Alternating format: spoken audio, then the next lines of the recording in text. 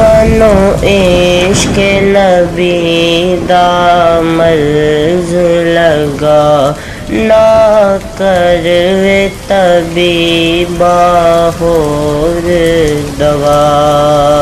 بسم اللہ الرحمن الرحیم۔ میرے پیارے بہنوں اور بھائیوں، آج ہم آپ کو خواب میں قرآن مجید دیکھنے کی تعبیر کے بارے میں بتائیں گے۔ حضرت ابن سیرین رحمۃ اللہ علیہ نے فرمایا ہے کہ خواب میں مصحف کی تعویل علم اور حکمت ہے۔ اگر دیکھے کہ اس نے مصحف خریدا ہے تو دلیل ہے کہ طالب علم اور دانش مند ہوگا، اور اگر دیکھے کہ مصحف کو آگ میں جلایا ہے تو یہ فعل دین کے فساد پر دلیل ہے۔